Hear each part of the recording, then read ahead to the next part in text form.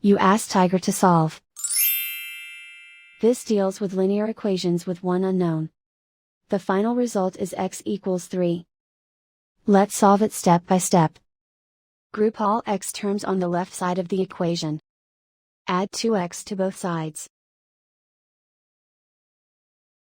Group like terms. Simplify the arithmetic.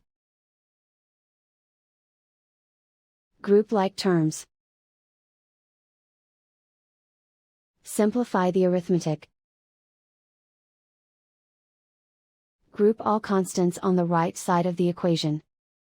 Add 2 to both sides. Simplify the arithmetic.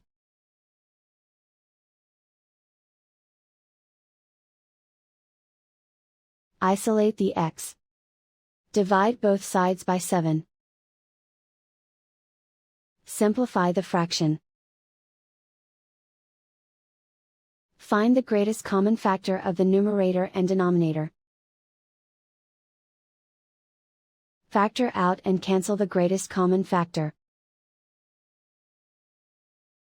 And so the final result is x equals 3.